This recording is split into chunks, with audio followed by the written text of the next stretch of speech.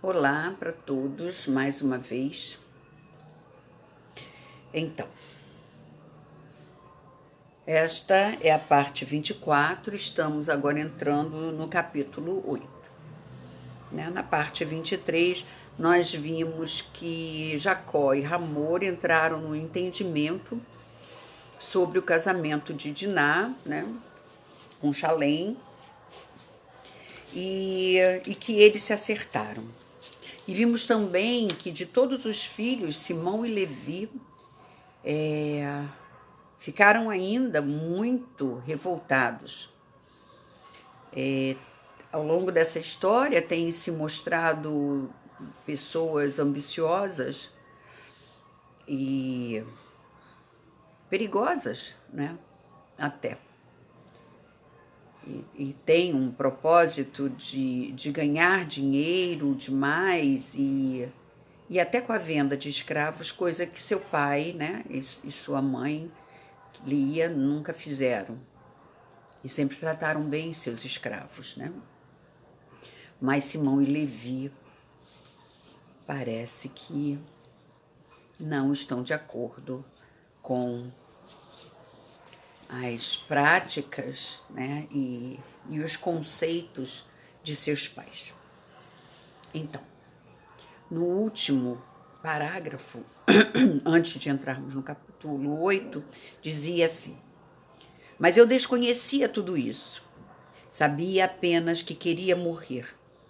Só a morte interromperia o meu horror. Só a morte me traria paz. Apagaria a visão de Shalem esfaqueado, sangrando, morto em seu sono sobressaltado.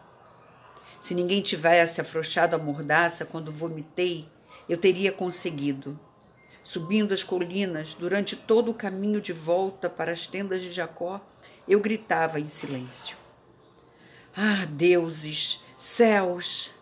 Ah, minha mãe, por que ainda estou viva? Capítulo 8.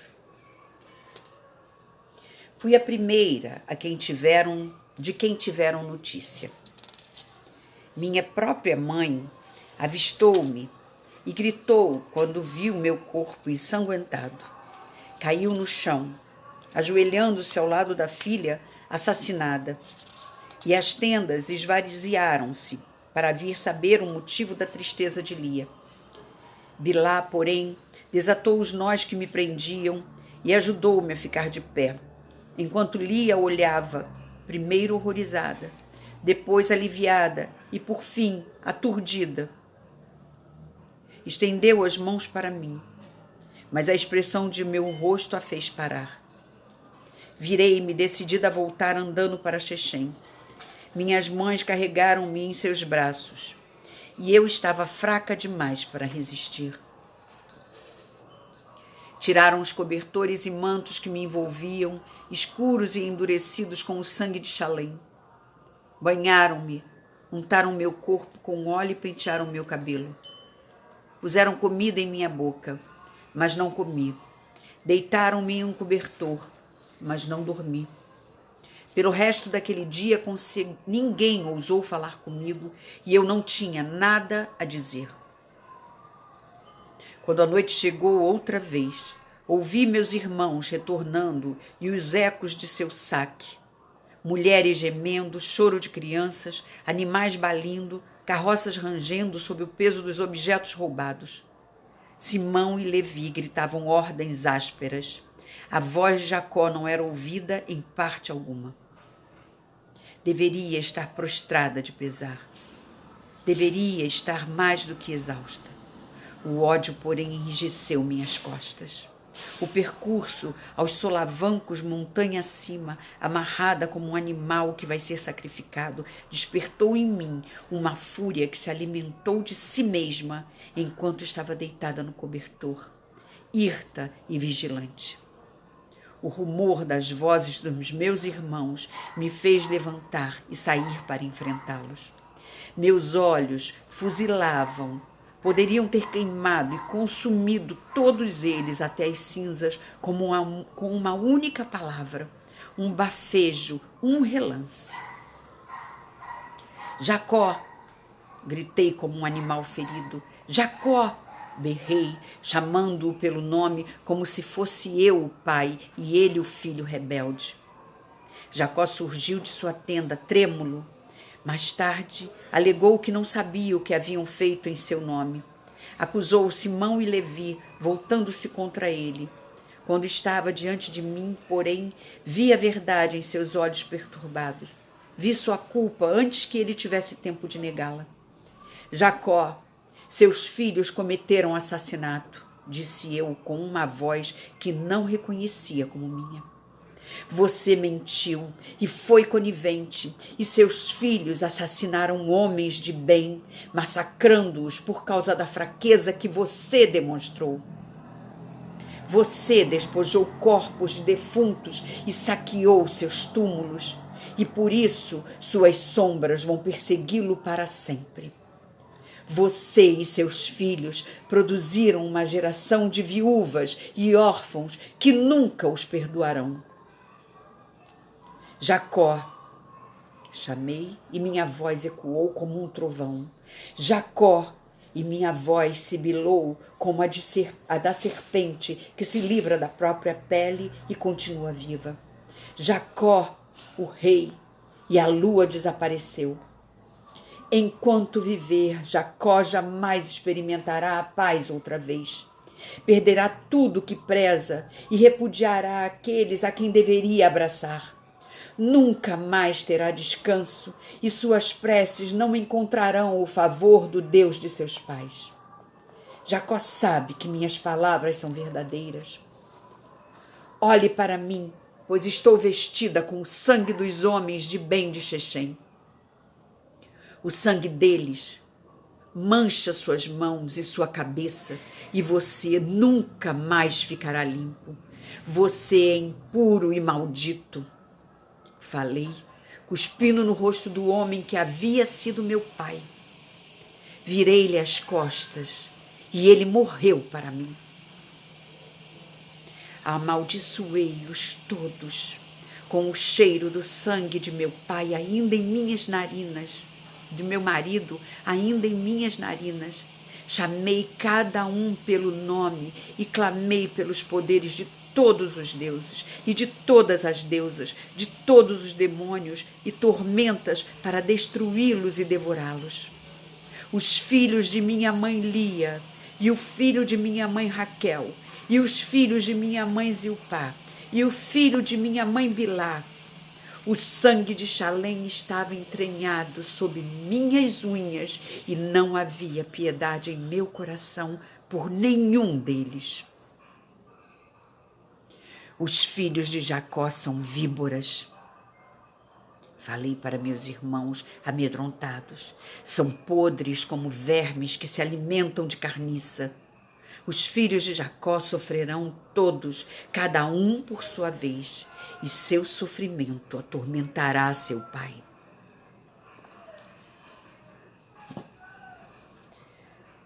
O silêncio era absoluto e sólido, como uma rocha, quando lhes dei as costas.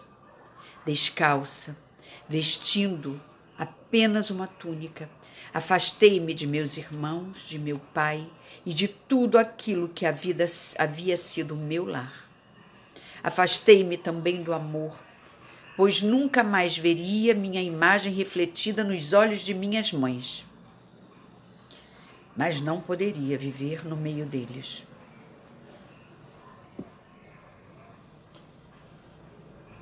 Andei pela noite sem lua, cortando os pés e esfolando os joelhos no caminho para o vale.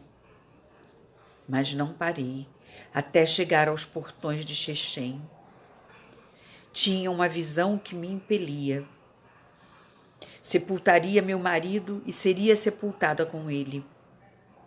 Encontraria seu cadáver, envolveria meu corpo em linho, usaria a faca que lhe havia tirado a vida para cortar meus pulsos e dormiríamos juntos no pó da terra.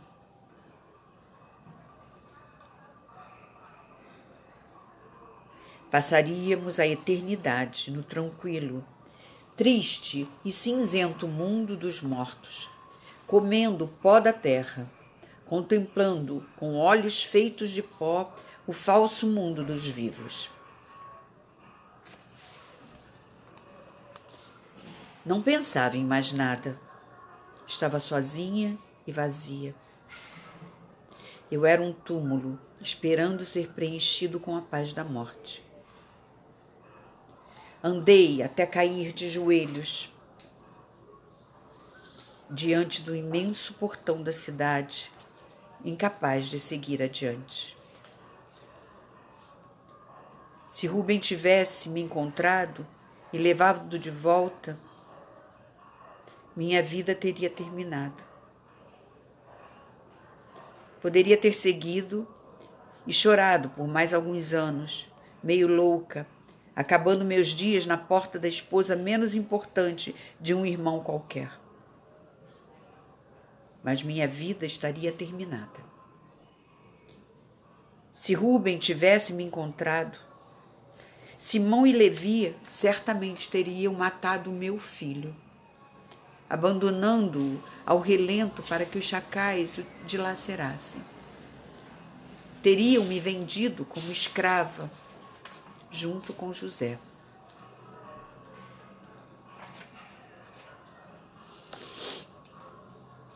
Antes arrancado, teriam me vendido como escrava junto com José, antes arrancado minha língua para evitar que eu amaldiçoasse os olhos, os ossos, a pele, os testículos deles. Nenhuma dor e sofrimento que sentissem, por mais terríveis que fossem, jamais seriam capazes de me apaziguar.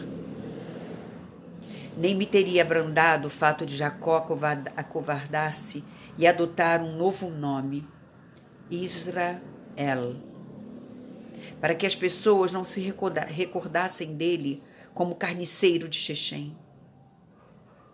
Livrou-se do nome Jacó, que se transformou em sinônimo de mentiroso, de modo que por muitas gerações servir ao Deus de Jacó tornou-se uma das piores afrontas que um homem poderia fazer a outro naquela terra. Se eu estivesse lá para ver, talvez achasse graça quando ele perdeu seu velho talento para lidar com animais e até seus cães passarem a fugir dele. Mereceu a angústia de achar que José havia sido estraçalhado por feras selvagens. Se Rubem tivesse me encontrado junto ao portão de Chechem, eu estaria presente para dar um enterro digno a Raquel. Ela morreu na estrada principal que Jacó tomara, tentando escapar da ira que se havia espalhado pelo povo do vale. Empenhado em vingar o extermínio de Ramor e a paz de Chechem. Raquel morreu em meio a sofrimentos atrozes, dando à luz o último filho de Jacó. Filho da desgraça. Foi o nome que ela deu ao menino que lhe custou um mar de sangue escuro. Todavia, o nome que Raquel escolheu para o filho era acusador demais. Portanto, Jacó desobedeceu à última vontade da mulher e fingiu que Benoni era Benjamim. O pavor que se apossara de Jacó afugentou-o do corpo exaurido de Raquel logo depois de enterrá-la às pressas, sem nenhum ritual, à beira da estrada, com apenas uns poucos seixos para lembrar o grande amor de sua vida. Talvez eu tivesse ficado junto ao túmulo de Raquel com Ina, que se instalou no lugar e reuniu belas pedras para fazer um altar em memória de sua única filha. Ina ensinou as mulheres do vale a dizerem o nome de Raquel e a amarrarem fios vermelhos ao redor do pilar que se erguia sobre seu túmulo, prometendo que em troca delas só nasceriam crianças vivas, e fazendo o nome de minha tia manter-se vivo para sempre nos lábios das mulheres. Se Rubem me tivesse encontrado, Eu teria presenciado a maldição que lancei enroscar-se no pescoço dele, fazendo vir à tona a paixão não consumada de uma vida inteira entre ele e Bilhá, e as declarações de amor que os dois nunca fizeram. Quando Dick se rompeu, eles se precipitaram sofregamente nos braços um do outro, encontrando-se nos campos, sob as estrelas e até mesmo dentro da tenda de Bilhá. Eram os amantes mais verdadeiros, a imagem perfeita da rainha do mar e de seu irmão senhor, feitos um para o outro e por isso mesmo condenados. Jacó encontrou-os, descobriu tudo, deserdou o mais merecedor de seus filhos e mandou-o para uma pastagem distante, o que o impediu de proteger José. Jacó bateu no rosto de Bilhá, quebrando-lhe os dentes. Desde então, ela começou a definhar. Aquela mãe tão doce, tão miúda, ficou menor ainda e mais magra, mais silenciosa, mais cautelosa. Não cozinhava mais, apenas fiava, e seu fio era o mais fino que qualquer mulher já fiara, mais fio que uma teia de aranha. Então um dia ela sumiu. Suas roupas foram encontradas sobre seu cobertor e os poucos anéis que possuía também estavam onde suas mãos deveriam estar. Não havia pegadas se afastando. Ela desapareceu. E Jacó nunca mais pronunciou seu nome. Zilpá morreu de febre na noite em que Jacó despedaçou o último dos deuses domésticos de Raquel, sob uma árvore sagrada. Ele havia encontrado a deusa em forma de pequena rã, a que havia aberto o ventre de gerações de mulheres, e quebrou o ídolo antigo com um machado. Jacó urinou sobre os cacos de pedra, amaldiçoando-o e atribuindo-lhe a responsabilidade por todas as suas desgraças. Vendo isso, Zilpá arrancou os próprios cabelos e bradou aos céus. Implorou que a morte a levasse e cuspiu sobre a memória da mãe que a havia abandonado. Atirou-se no chão e encheu a boca de punhados de terra.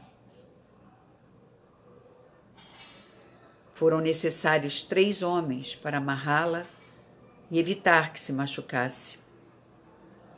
Sua morte foi horrível, e quando a preparavam para o sepultamento, seu corpo partiu-se em pedaços, como se fosse uma lamparina de argila, velha e frágil. Ainda bem que não presenciei nada disso. Sou grata por não ter visto Lia perder o uso das mãos, depois dos braços, nem estar presente na manhã em que ela acordou sobre as próprias fezes, incapaz de se pôr de pé. Ela me teria suplicado, como suplicou as noras insensíveis, que lhe desse veneno, e eu o teria feito. Teria tido piedade, preparado a bebida fatal, matando-a e enterrando-a. Teria sido melhor do que deixá-la morrer sem dignidade. Se Rúben me tivesse levado de volta para as tendas dos homens que me transformaram no instrumento da morte de Chalém, eu teria cometido assassinato todos os dias dentro de mim mesma. Teria provado fel e amargura em meus sonhos. Eu teria sido uma nódoa neste mundo. Mas os deuses tinham outros planos para mim. Rúben chegou tarde demais. Quando alcançou o portão oriental, o sol brilhava sobre os muros da cidade e outros braços já haviam me levado embora. Aqui terminamos a sessão Minha História. Vamos continuar com a história dela, só que agora vamos ler a nova sessão chamada Egito. Então, vamos continuar porque ainda temos mais uns 10 minutinhos, tá bom? Capítulo 1 da sessão Egito. Eu jazia inconsciente nos braços de Nereci, mordomo e guarda pessoal de Renefer. Ele me levou de volta ao palácio que fervilhava de moscas, atraídas pelo sangue de pais e filhos. Meus irmãos, aqueles demônios, tinham transpassado com suas armas até mesmo o bebê de Ashnan. E a mãe desventurada sangrou até a morte, o braço decepado tentando defender o filho da lâmina de um machado. De todos os homens da casa, só Nereci sobreviveu. Aos primeiros gritos, ele correu aos aposentos do rei a tempo de proteger Renefer de Levi e de um de seus homens. No momento em que Nereci chegou, a rainha erguia uma faca contra Levi. Nereci feriu meu irmão na perna e liquidou de vez com um cúmplice dele. Arrancou a faca das mãos da rainha, impedindo-a de enfiá-la em seu próprio coração. Nereci levou-me ao encontro de Renefer. Ela estava sentada no chão de terra do pátio, a cabeça encostada no muro, o cabelo cheio de pó, as unhas cobertas por uma crosta de sangue. Muitos anos se passariam antes que eu pudesse compreender por que ela não me deixaria ali para morrer. Por que o assassinato de seus entes queridos não a enchera de raiva por mim, a causadora de tudo. Renefer, porém, culpava apenas a si própria pela morte do marido e do filho, pois havia desejado meu casamento com Shalem e fizera sacrifícios para garantir nossa união. Havia sido ela quem mandara Shalem ao mercado à minha procura e planejara para que caíssemos nos braços um do outro, sem qualquer impedimento. Assumiu a culpa e jamais se livrou dela. A compaixão da rainha por mim tinha outro motivo, maior ainda que o remorso. Ansiava por um neto. Alguém para construir sua tumba no Egito e resgatar o que sobrara de sua vida. Alguém por quem viver. Foi por isso que Renefer, pouco antes de fugir de Canaã, reuniu suas forças e mandou Nereci procurar-me em meio ao desespero em que estava mergulhada a cidade. Embora temeroso, Nereci acatou as ordens sem dizer nada. Conhecia a rainha melhor do que ninguém, melhor que as mulheres que a serviam e certamente melhor que o marido. Nereci viera para Shechem acompanhando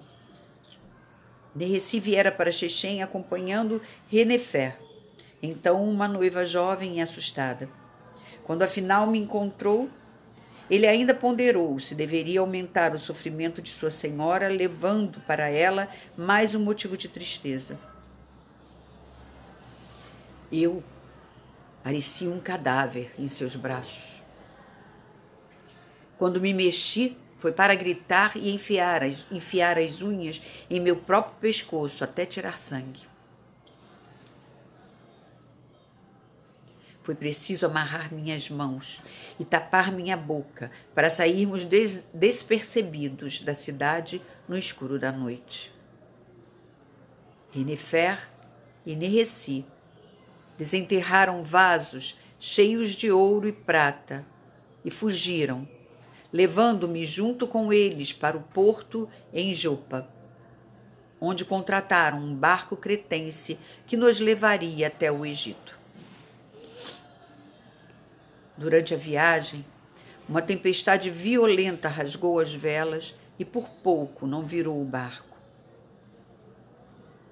Os marinheiros que ouviram meus gritos e gemidos acharam que eu estivesse possuída por um demônio que instigava as águas contra eles. Só a espada de Nereci impediu-os de se apoderarem de mim e me atirarem ao mar. Não tomei nenhum conhecimento do que se passava enquanto, deitada no escuro, enfaixada, transpirando, tentava juntar-me a meu marido. Talvez fosse jovem demais para morrer de tristeza, ou quem sabe tenha sido bem cuidada demais para sucumbir. Renefer jamais se afastava de mim. Mantinha meus lábios umedecidos e falava comigo no tom suave e complacente que as mães usam para tranquilizar bebês inquietos. Havia motivos para esperanças.